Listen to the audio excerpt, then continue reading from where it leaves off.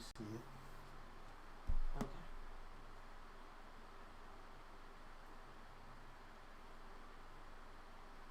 Okay, something's happening.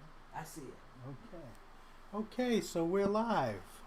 Um, okay, so hi Linda, and I don't know who else is there, but just to get started, before we do, I'm going to go ahead and you can see on the right here that what colors I'm going to use. I'm going to use acrylic gouache for today. Okay, and I'm going to use a limited palette. Let me just show you my colors here. And what this palette is basically a Zorn palette, and I added cerulean blue. So it's going to be ivory black, permanent red, yellow ochre, cerulean blue, and titanium white. And it's called a Zorn palette because it's believed that this is the palette that the painter Zorn used for most of his. But he also did add, like as needed, I guess, different colors. I picked cerulean blue because that was one of the colors that he would add on occasion.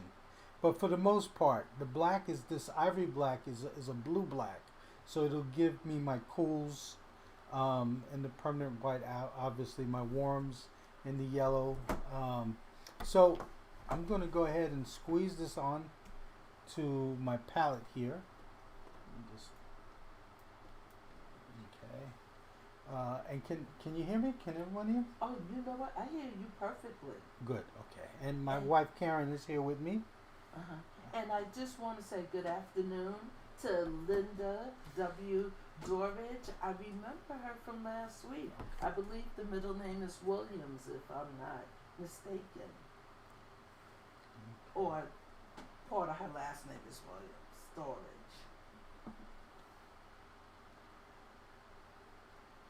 Okay, so that's my black, red,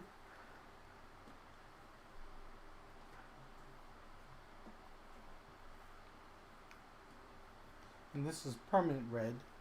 Okay, and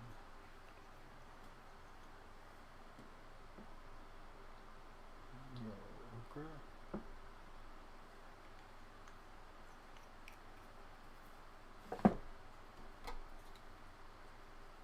Okay, I need to come around here because I need to see my paints. I can't see this side of the palette.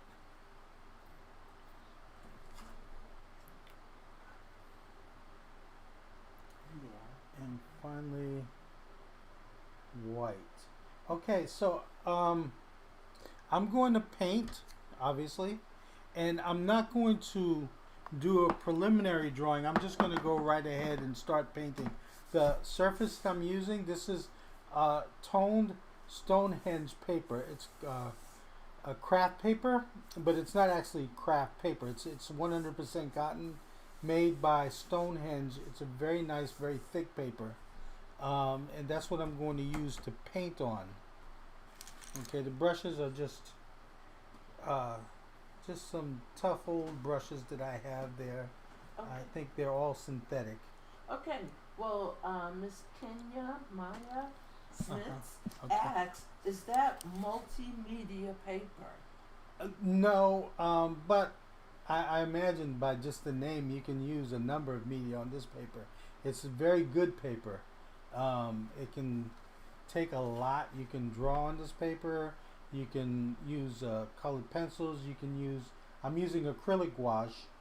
You can use gouache, acrylic gouache, acrylics, pretty much anything that you can imagine you can use on this paper.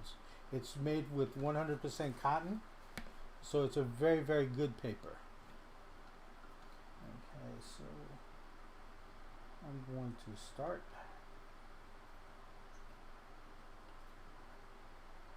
Like I said, I'm not going to use a preliminary drawing because I figured it might be hard to see on your screen. So I'm going to begin by just guessing where I'm going to put this.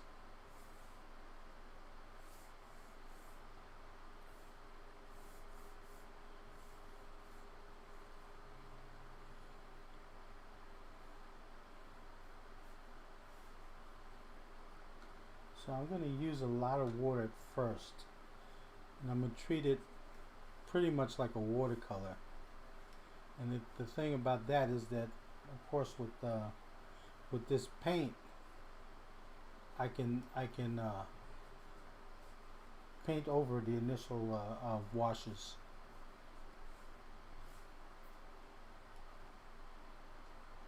Without it showing.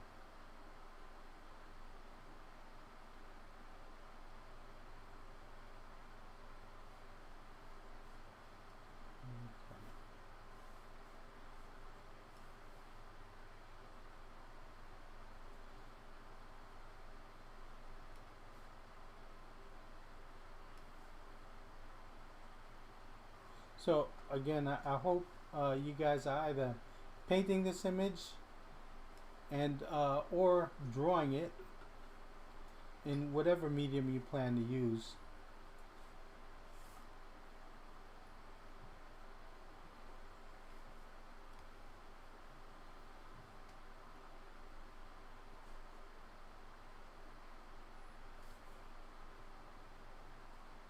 Now I'm trying to be as careful as possible, or as accurate as possible. The more accurate I am now, the less I will have to change as I go along.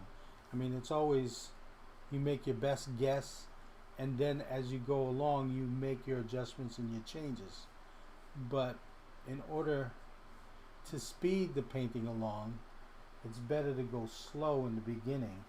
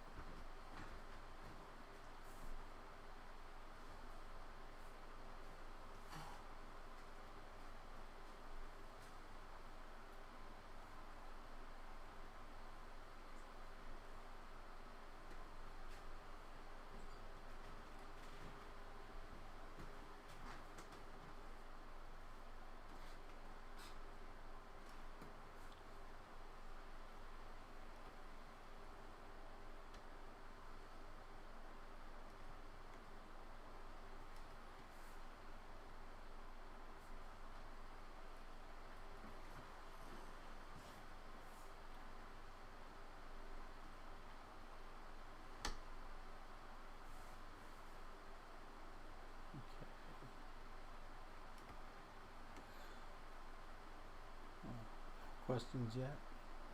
No, not yet. Okay, I hope. Well, okay, I hope everybody's drawing. Yeah. Now I'm gonna. Some of this might be darker than I will eventually. I won't leave it this dark, but I'm trying to see shapes in here and pick out the ones that are important.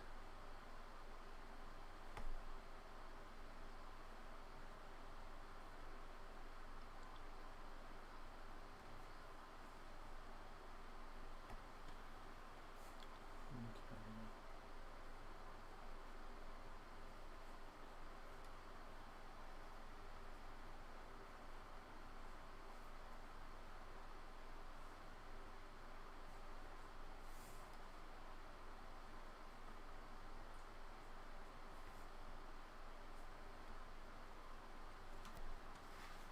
Oh,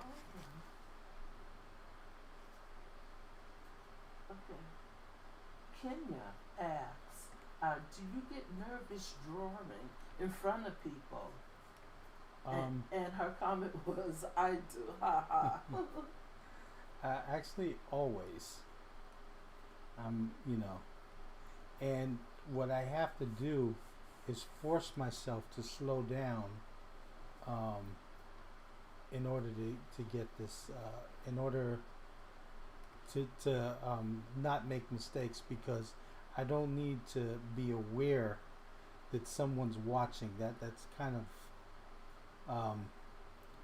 nerve-wracking, but I need to concentrate more on what I'm doing.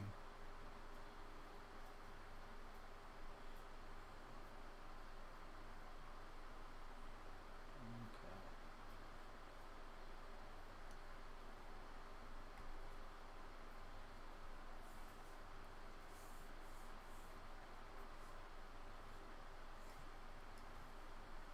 I'm thinking of how I'm going to design this.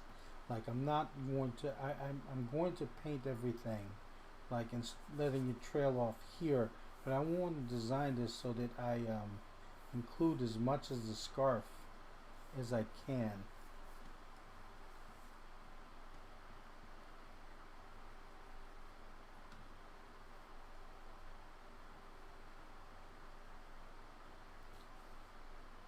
Now the thing with acrylic wash is that it dries quickly, uh, and I don't know why it's acrylic wash. It's more acrylic than gouache, I think. But and one of the things it doesn't do, like gouache does, is it doesn't reactivate. So once it dries, that's it. It dries solid. You can use it with gouache, but with the thing with acrylic wash is once it dries, that's it. It's solid. And in one respect, you can't do the things that you normally do with gouache. Like, you know, you reactivate it, you push the paint around, and so forth. But on the other hand, you can do some of the things that you can't do with gouache. Like you can glaze over certain areas and make it darker or lighter, and scumble, you know, just like rub paint into certain areas without worrying about lifting the paint underneath. So, you know, you have your, it's a different medium, so you have your plus and minuses. See, like now I'm poking the white, and the white is already, some of these colors are already starting to dry on the palette. Okay. Well, Linda says, she makes a comment. I see you're focusing on the dark shapes. I think I'm afraid of using that dark hue because I think I won't be able to. So she says, adjust it or erase it, but I'm going to try it now. Okay. Well, I'm going for the patterns of light and dark, and also with this with the paint. Even when it's dark, I can always paint over it, so I'm not worried about um, I'm not worried about if it's too dark. I'm really right now thinking more about uh, the drawing and making sure that everything's in the right place before I start uh, before I start really painting, because I don't want to be disappointed later on by the painting, thinking, oh man, I painted that eye in the wrong spot. It should be a little bit lower, a little bit higher, or whatever. So the first thing that I'm going to be concerned about is that the drawing is correct.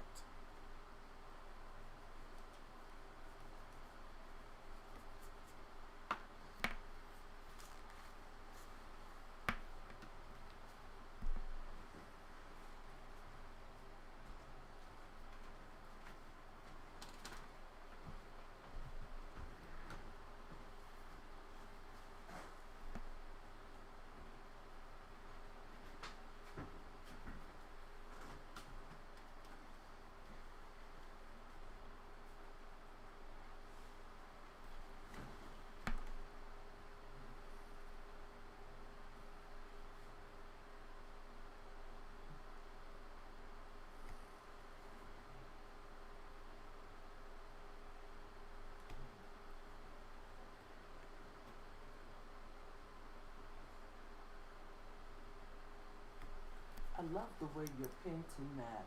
You know, it appears as if it's coming to life right now. You know.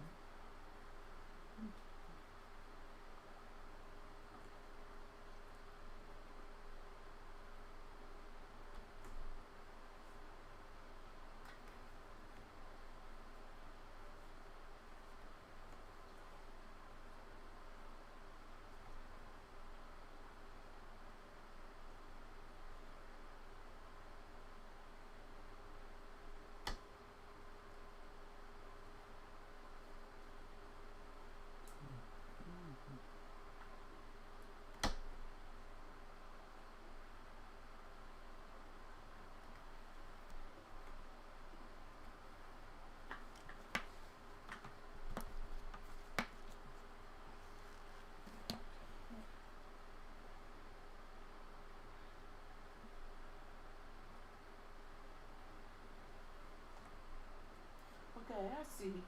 Uh, Kumar is here as well. Okay. He's saying, "Hey."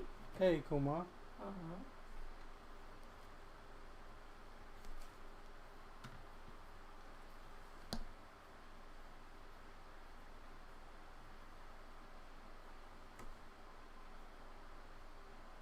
Okay. He said, "Got a little late today." That's okay. You're here.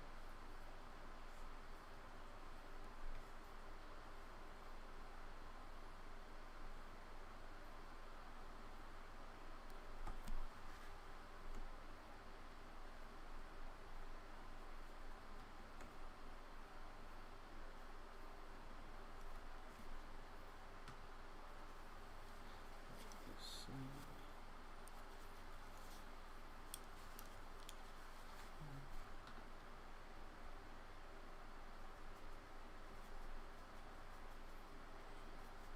Okay.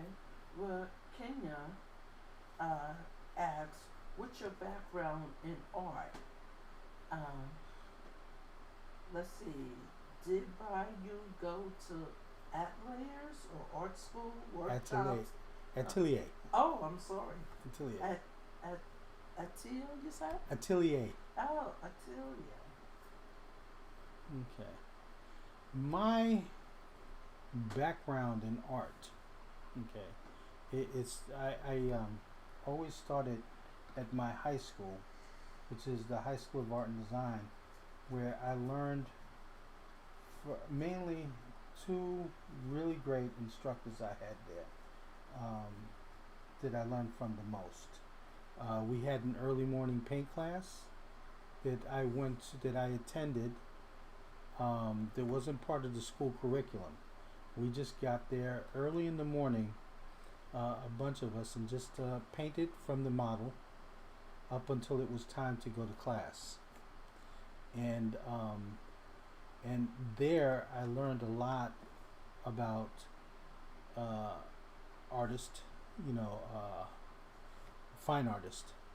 You know, before then I basically uh, I basically knew about comic book artists and illustrators and some illustrators anyway, but I didn't know about really about someone like Sargent, Rembrandt, or Velasquez, Savoya, um, any number of these Winslow Homer, any number of these fine artists. So it really started for me then at the High School of Art and Design, you know, and from there I went to, and that was with mainly Erwin Greenberg was the instructor I had there, and also there was Max Ginsberg and Mr. Doctor. Those were the three that I learned the most from, as far as it regards painting and drawing. And then from there I went on to Parsons School of Design, which to me was not the same as it was in high school. And then also I went to the Art Students League, and that was pretty much it.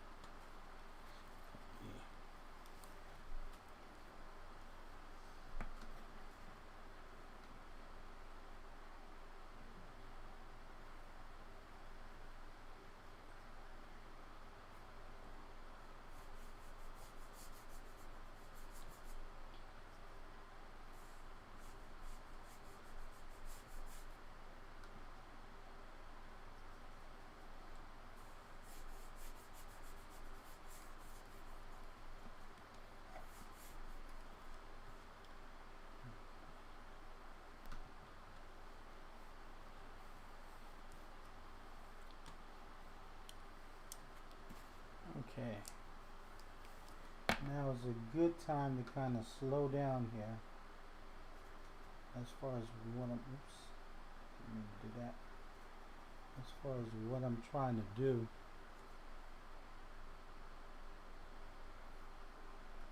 See, the good thing about this Zorn palette is that there's only a few colors, but you can, like, this is, I added this the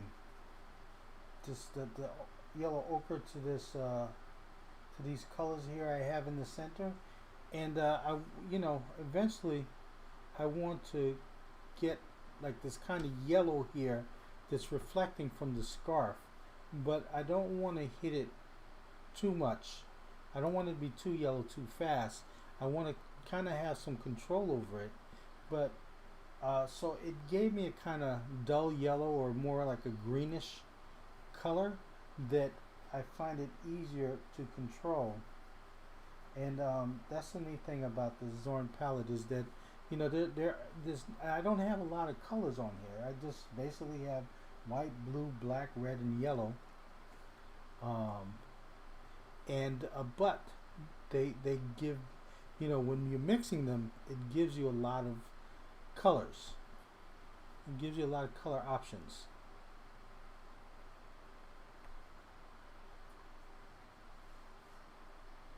You don't need to have every color on the rainbow on your palette.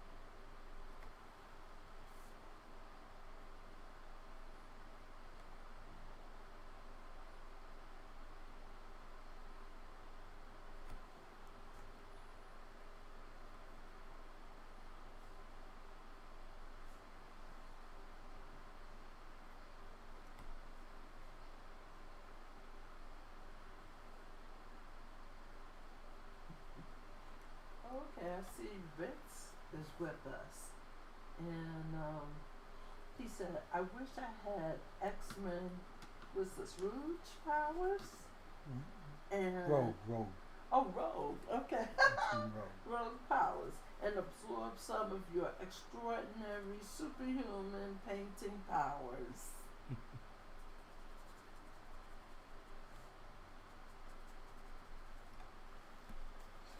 Rogue. That's from comic books. Well, you could tell I don't read the comic books.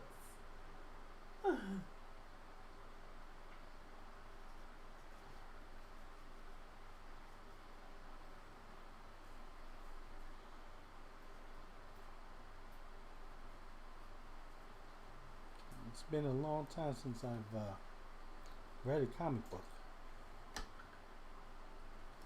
Well, at least a new comic book.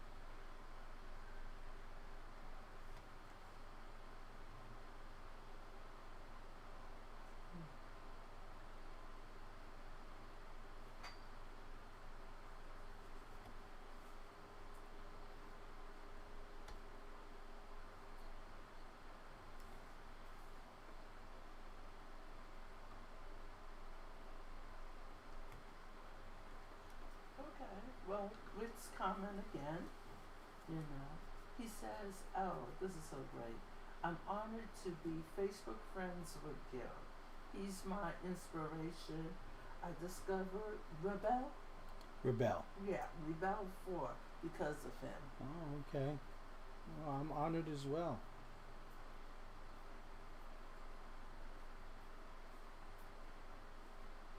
I'm honored as well.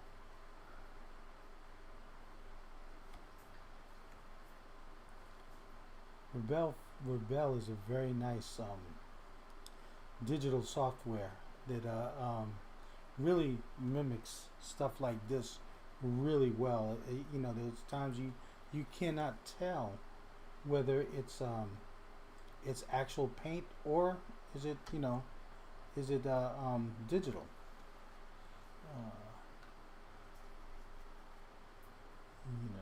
Uh, I like the software because of that. Okay.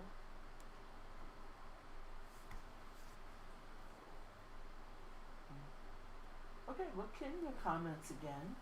She wants to know, do you hold on to any old drawings from your earlier days? You know. And she says it's encouraging to see my favorite artist progress.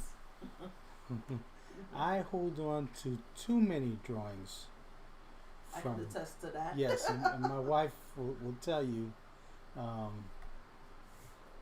that is true. I have uh, I have a collection of old stuff through the years, and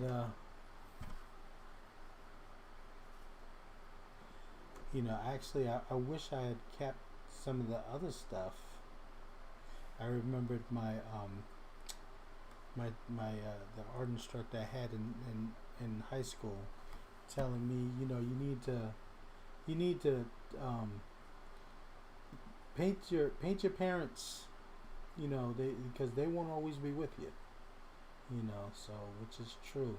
And I have a few paintings of my mom, drawings of family members from even way back from high school. It was nice that my mom would pose for me, and so did my brother and my sister, and even my father on occasion.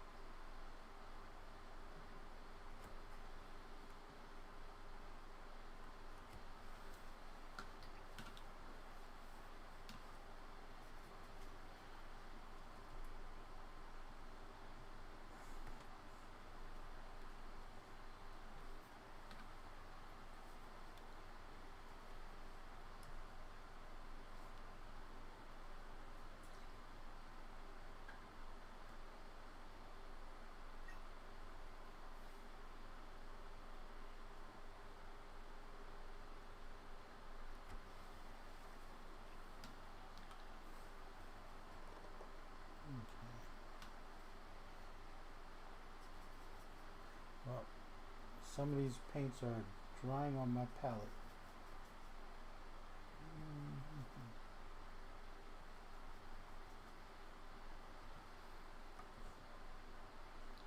That's the one thing about working in acrylics that I guess I'm not too crazy about was how fast they dry.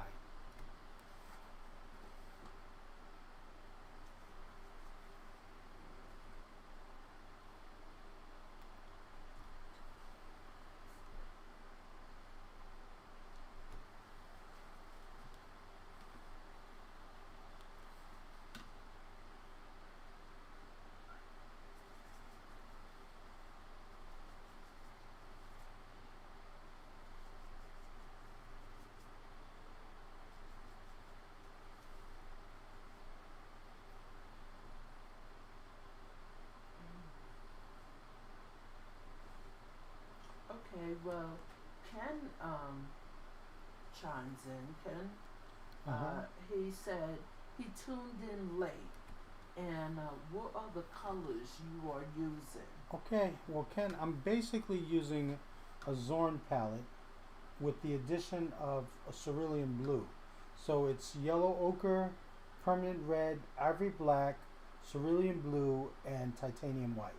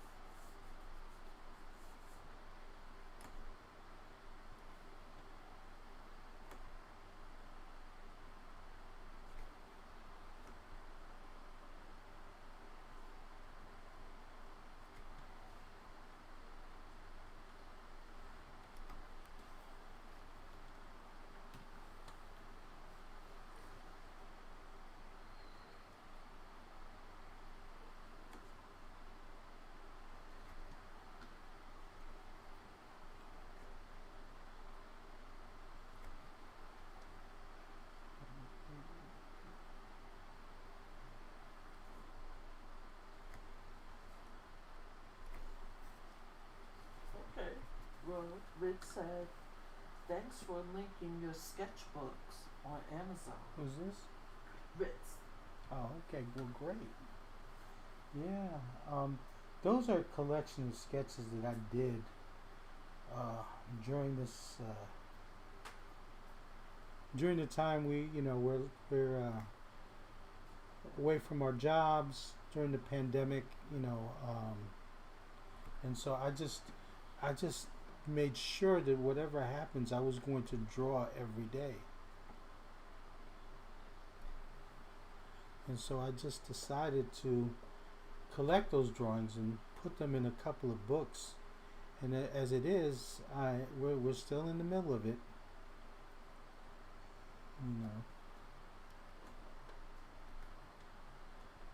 I still have not returned to work.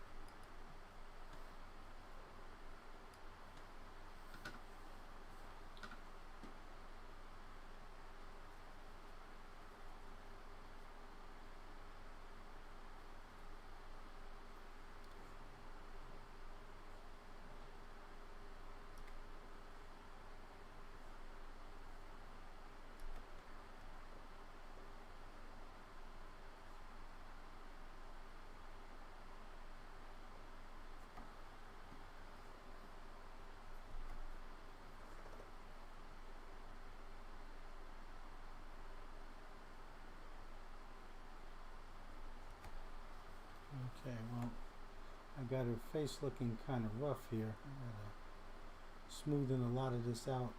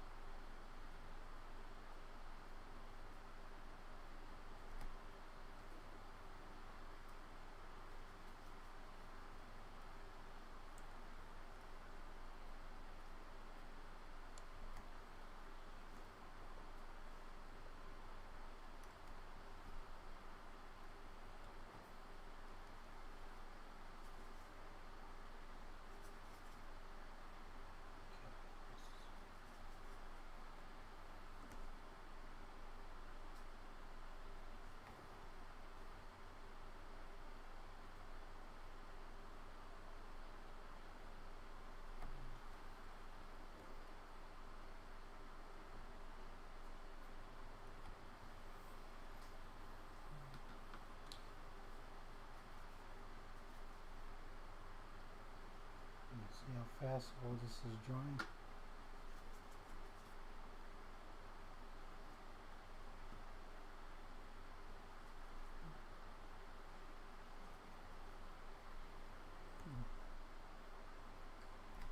Oops.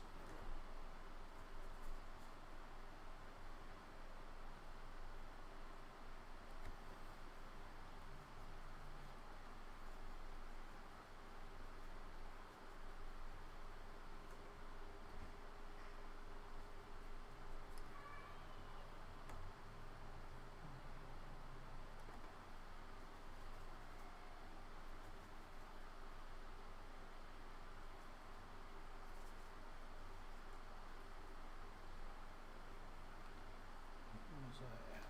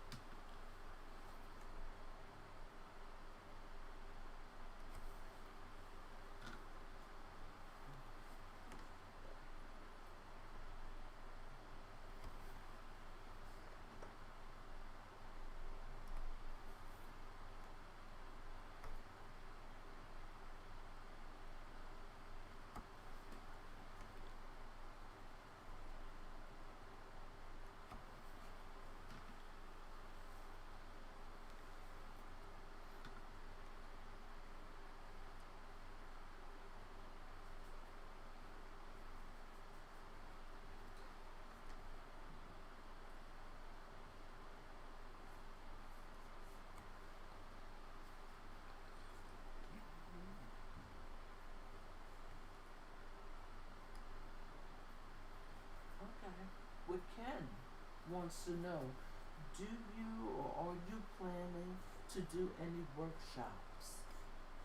Workshops. Good question. I have not planned any. Um, I'll tell you the truth, I haven't even thought about it. Uh,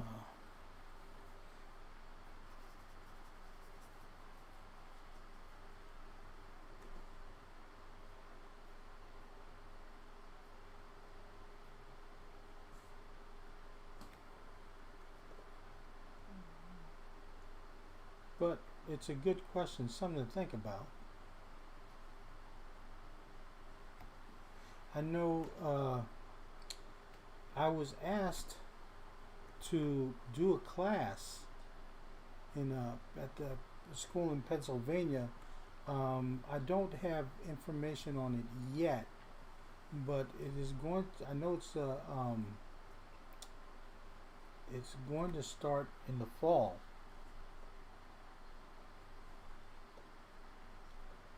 and it's an online class. So, but that is all I can say right now. I know that in May I'm supposed to get back in contact with them to finalize everything.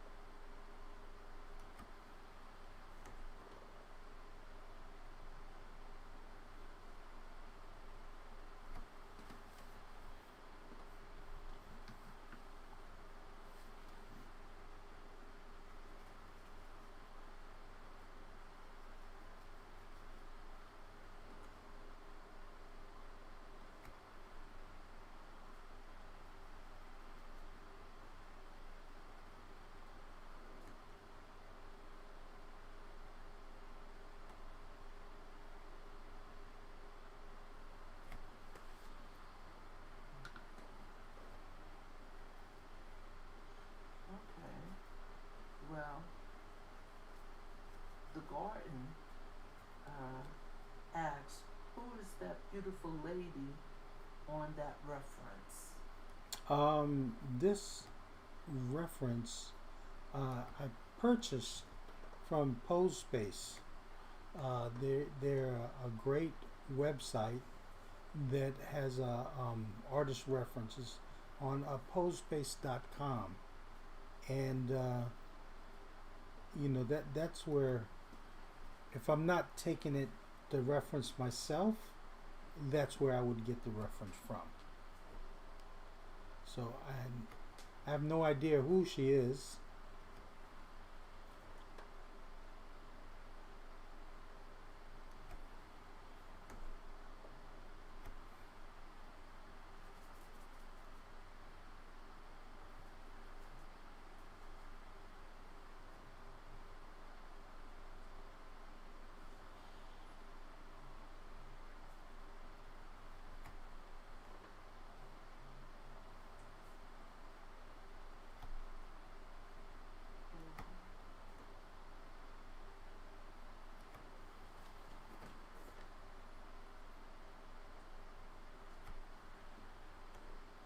Okay. He said, "Oh, thanks a lot." Mm-hmm. You're welcome.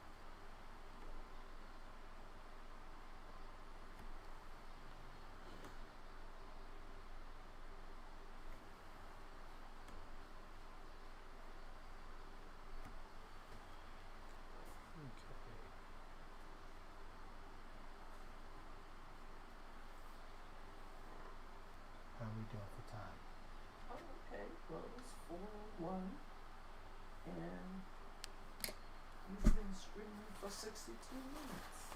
Oh, okay.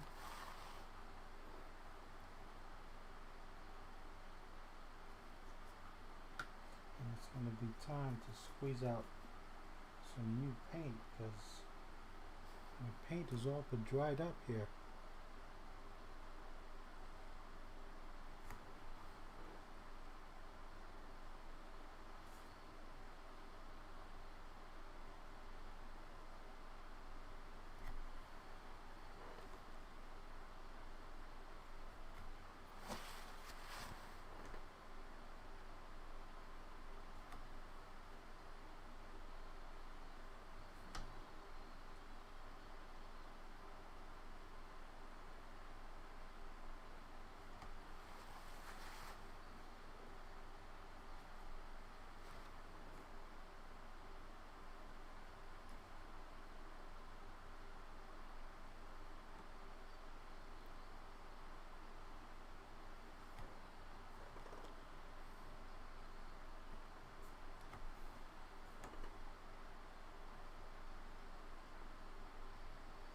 Okay, well, Kumar asks, well, he states, I'm an intermediate.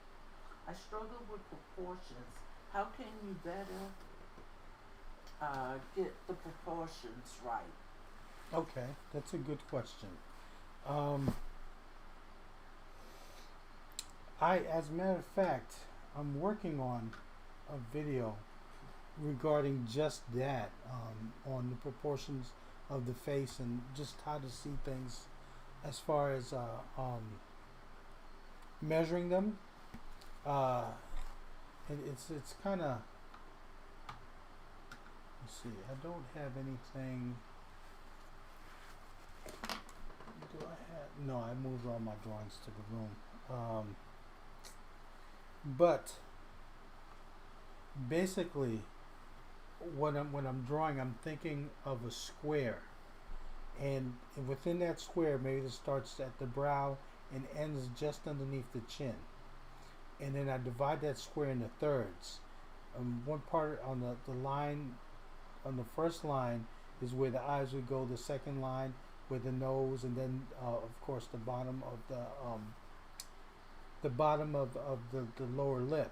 Then from each corner of the square, I would draw a triangle that would connect the chin down here, right? And in that way, I'm keeping track of the proportions.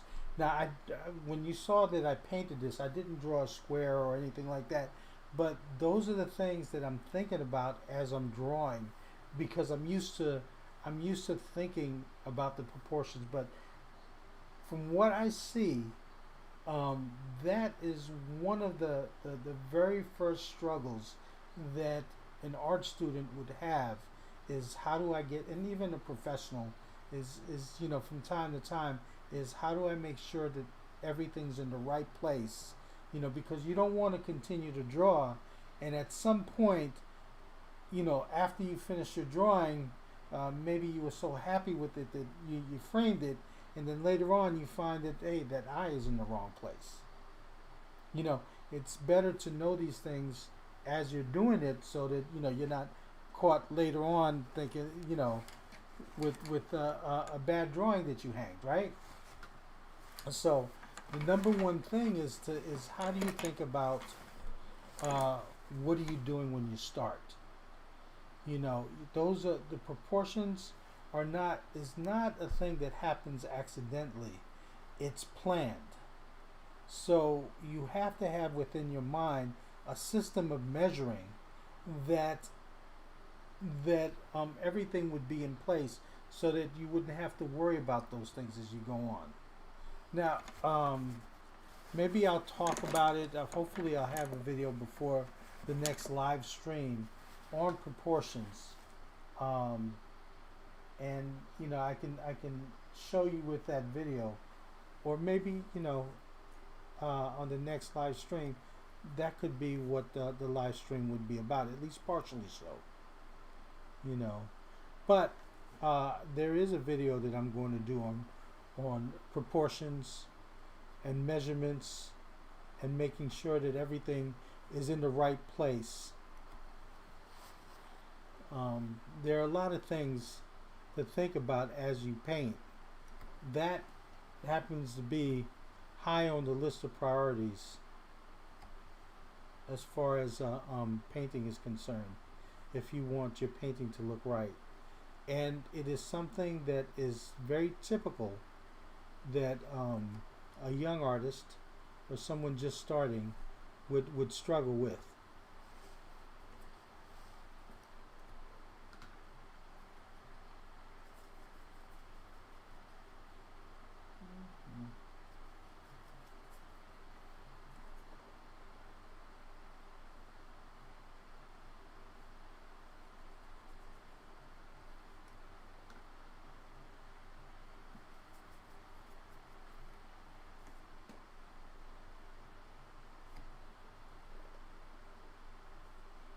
Okay. Well, Kumar responded. He said, "Thank you. I'm going to implement all that in practice." He's looking forward to that video, though. Okay.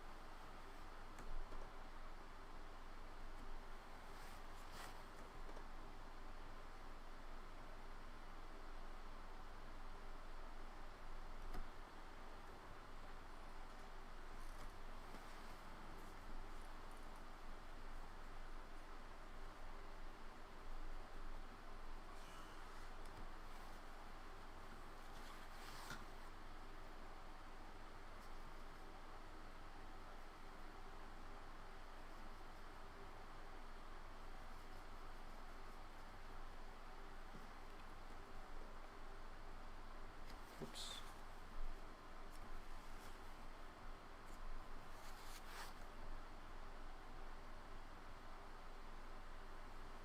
Okay. Well, Kumar asks, "Where are you from?" He's from India. Okay. Well, I am from the United States. My parents are from an island called Puerto Rico,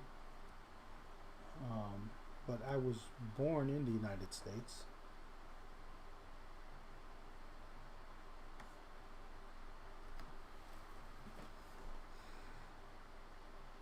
Well, Puerto Rico is part of the United States, but It's a territory. yeah, it's a U.S. territory. It's a tropical island.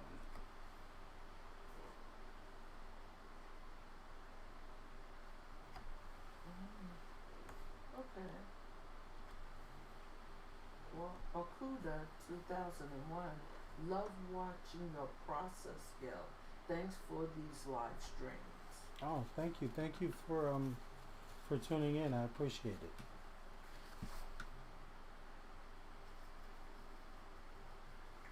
And Linda says your paintings really do come alive. Oh, thank you. Amazing.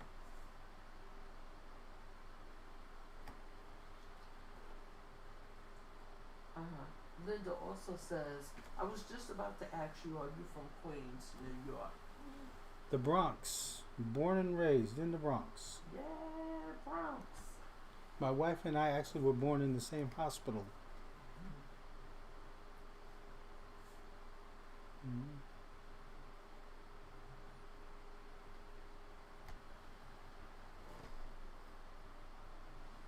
In the same year. Yeah, but we didn't know each other back then. No, we didn't know each other.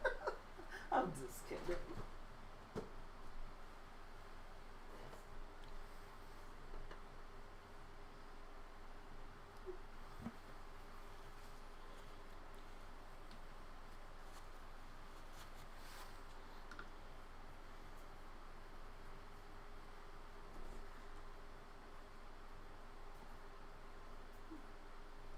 Okay.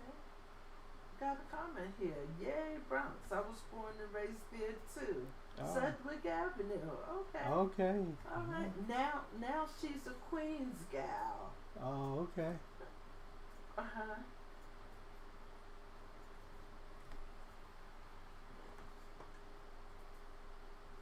Okay. Okay. Well, Kumar says, I love your work. And it's actually 1:40 in the night. So he stayed up late to watch the Wow. stream. Wow, we really appreciate that. Wow. Okay, and Linda says, okay, wow, I'm from Queens, but I have family in the Bronx. Okay. Yeah. Well, believe me, we have family all over. New York. Okay, Neil Phillips, he just joined a few minutes ago. He said, can you repeat the medium and canvas you are using? Sure. I am. Okay, I'm using acrylic wash. Okay, and I'm using a limited palette. So I'm just using yellow ochre, permanent red, ivory black, cerulean blue, and titanium white. Those are my colors. And it's what's called the Zorn palette. And I just added cerulean blue to it. And the surface that I'm painting on is a Stonehenge. It's paper made by Stonehenge craft paper. It's a thick paper that's made from 100% cotton. It's a great paper to draw or paint on. And the craft is I guess it's not what it's made out of because it's a very good paper, but I guess it refers to the color of the paper. That looks like a craft or paper bag type of color.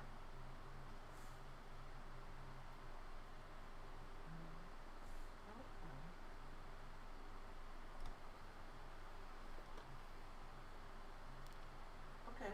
Well, Akuda, 2001, says you that you know him as Nuraku on Instagram and Facebook. Oh, okay. Uh-huh. Okay.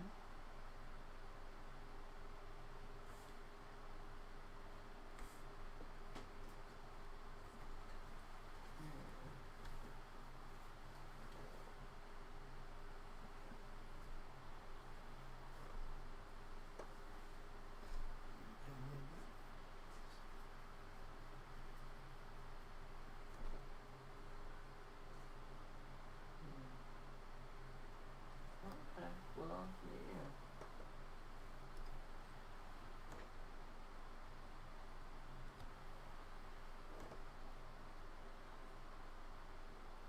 Okay. Well, Kumar, we're saying as a beginner, is it beneficial to experiment with limited palettes?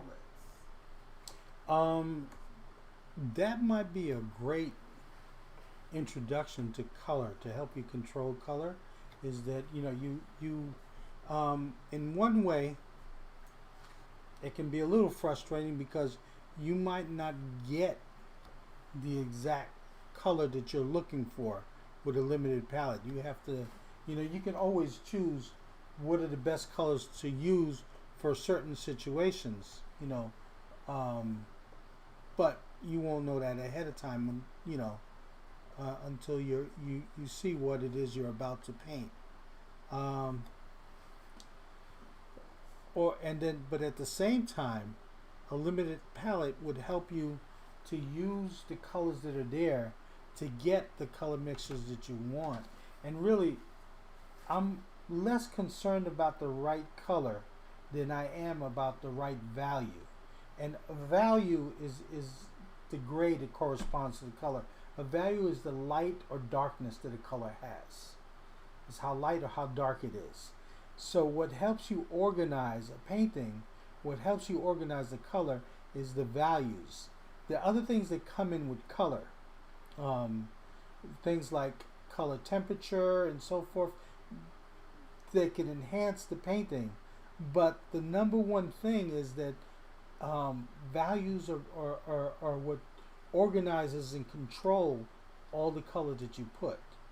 As long as everything has the right value, as long as you have the right values, then your painting is going to look uh, uh, is going to look whole. It's going to look together. It's not going to be jumping all over the place, um, which is another struggle that beginning artists have, is getting their values right. So getting your value right means that you know your painting will look right in the end, right? So that, like, for instance, if I decide, like I do, that this white is jumping too much, I put a thin wash of color over it, just a little white with some blue or something like that, to knock it back, so it's not jumping too much. You know, it's and then you're in control of the thing. It's not asking for too much attention. There are times where a highlight shows a highlight is in the right place. You can really tell it's in the right place because it's the spot where the light is hitting the most. It's just not an accident. The highlight is not an accident. There's a reason why that highlight is there, and it gives a certain direction to the object that you're painting. In this case, the nose. There's a corner of the nose that highlight is a part of, and like there's a light up here just above the eyebrow, and there's that bone. That light is hitting that bone that's protruding right there, so that's why you see that highlight there. You know, and that's not going to be there in every situation. Obviously, it's there for this person under the light from the light that she's sitting under, that you see that happening. So it takes observation. So you take the information that you have there, and what you're doing is that you're not just copying a picture, right? What you're doing is you're taking the information that you have there, and I don't have every color. I only have the colors that I showed you: the yellow, the red, the black, the blue, and the white. And I'm using that to recreate this on here. So I'm taking the information that I need from that to put on here, and I'm emphasizing the things that I think that are important. I'm not putting everything that you see in the painting down. Just that, like for instance, you see this hair. It's really like a jumble of the values from dark to light to middle that I put there. That's enough to represent what it's supposed to look like here. It's not exactly what you see in the photograph, however. You know, so but it's enough to give you the illusion of reality on this painting. Like, this is enough. Like, the painting itself gives you the illusion of a 3D object, even though it's a flat surface, right? It's a flat surface, just really thin. But when you look at this, it gives you an illusion of roundness. You know, it gives you something more than the flat surface. But that's the choices that you make from the information that you have. So and you know, part of when I paint using a photo reference, I'm thinking also when I paint it from the model, because when you paint from the model, it's a different experience. You have a 3D object, not a 2D object that you're painting from, and you're looking at the object in space, and so you know, I'm trying to remember that that experience to add to what I'm doing here, so that I'm painting an object that looks three-dimensional, that looks like it's in space and not just sitting on a flat piece of paper. And now I lost what we were talking about, but I hope that answered the question. No, he was just asking, is it beneficial to experiment with limited palettes? Oh, okay. Right. I think I went off on a tangent there. Oh, you did? Okay.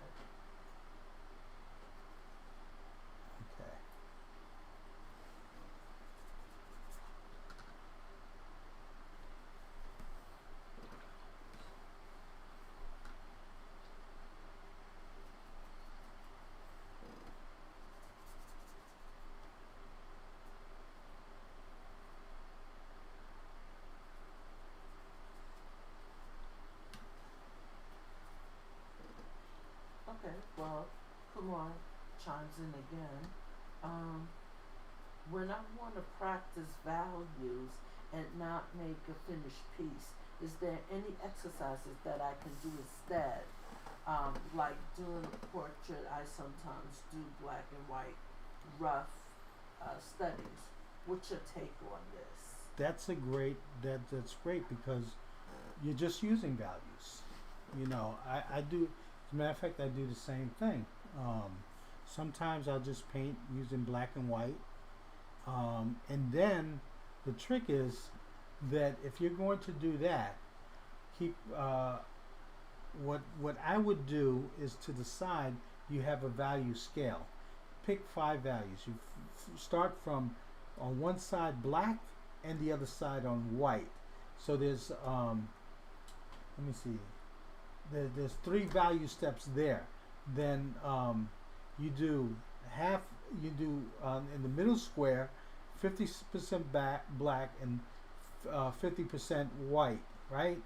And then on the square to the side of that, you do 75-25, 75 black, 25 white.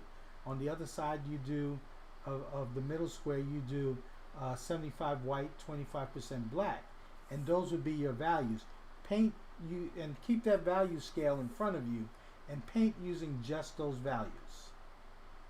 And try and just try and control what you have, so that what you're painting, so that you're only using those values. Okay. Well, earlier you mentioned that you went off into a tangent, so Linda and Kumar said, "Yeah, great tangent."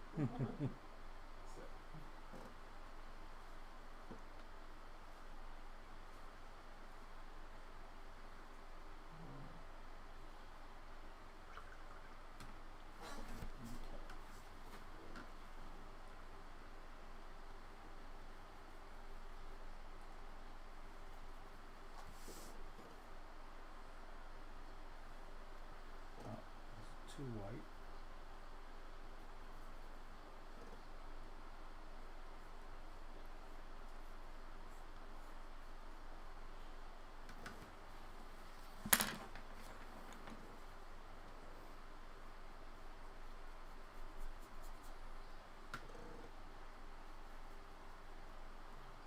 awesome. That looks really good. Thank you. Mm-hmm.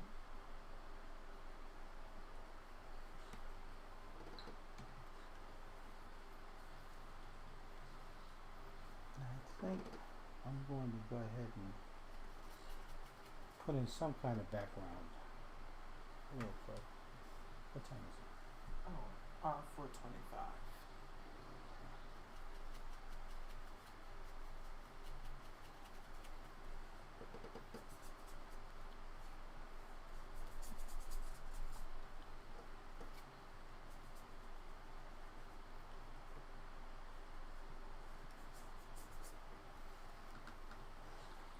Now, let's see. My white is just about dried up on the palette, so I got to squeeze some more out. Yeah. I can't see it on the screen.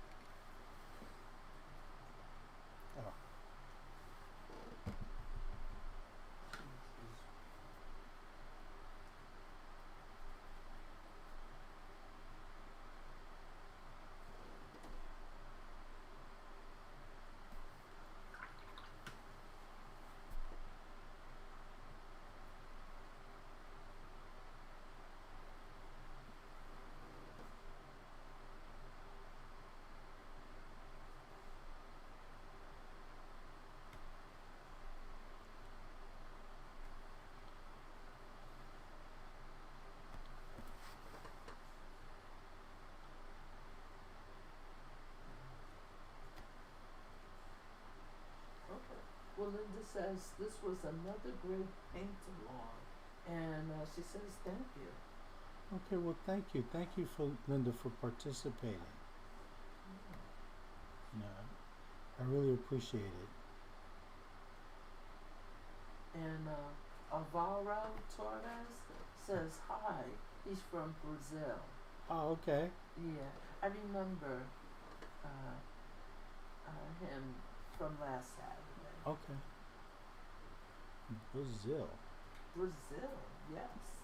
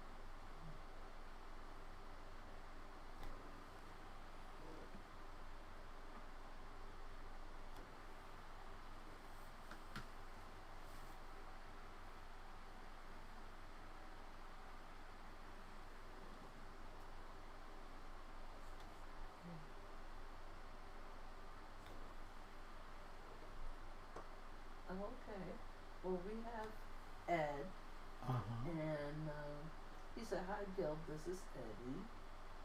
You Let's know who see. that is, right? Oh, is it him? It's him. Okay. I'm not. My Spanish is not good. I'm gonna try. Pedro de Dona Gloria. Hijo de Dona Gloria. Okay. Hijo. Hijo. Okay. Amazing work as always, and it blows my mind what you can do. What a gift.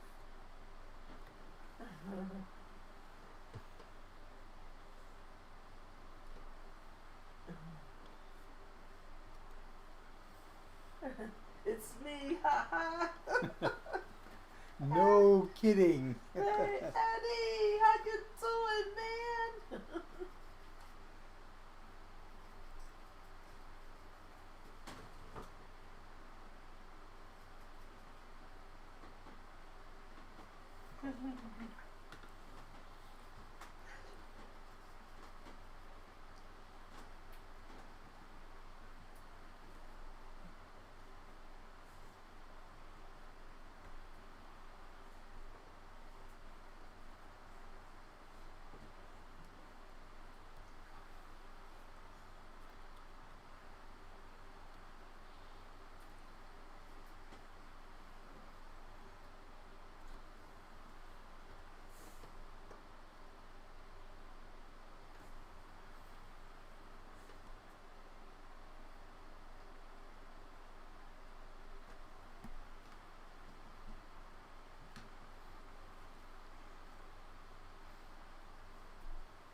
Oh, okay.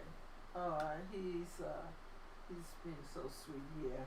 Hi, sweetie. You guys are a great team.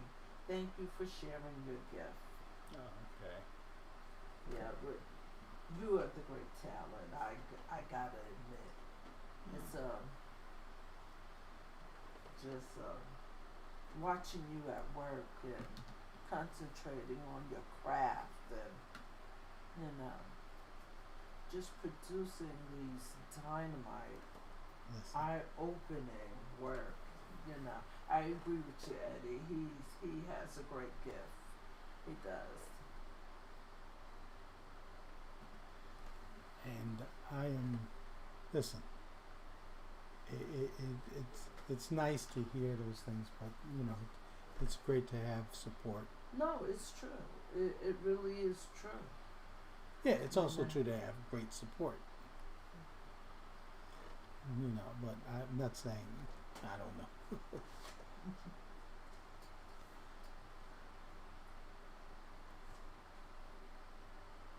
What was I just trying to say?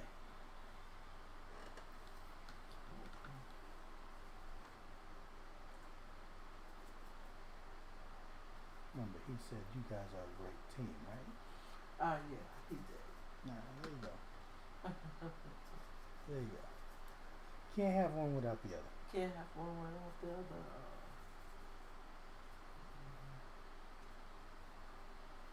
Mhm.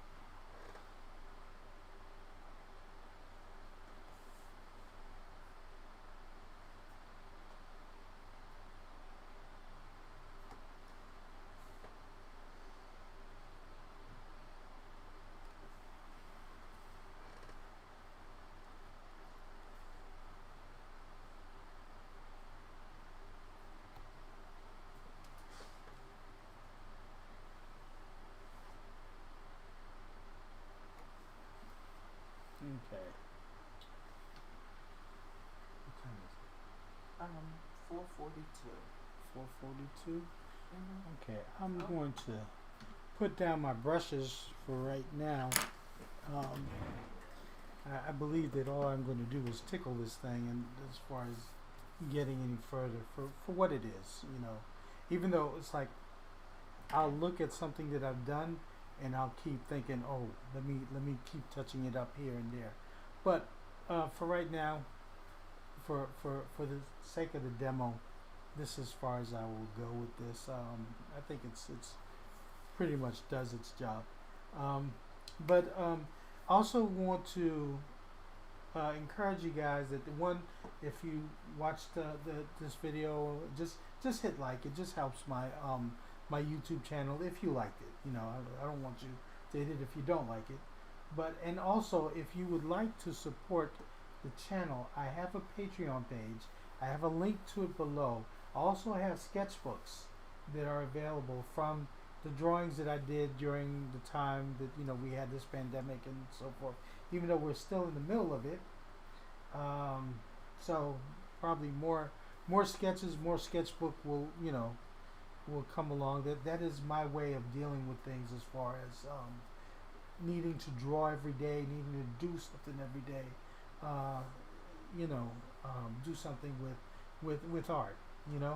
So I hope that everyone had a great time. I hope you're using this time to draw yourself. This video would be available online on YouTube afterwards. So if you want to come practice some more with the reference and so forth, it's here for you. So I hope that you do, and I thank you for participating. I really appreciate every one of you who came on, and hopefully did some great drawing today. Okay, so up until next week. Okay, I will be back with another video and another live stream, and we can go ahead and do the same thing again. All right, so see you guys then. Bye bye.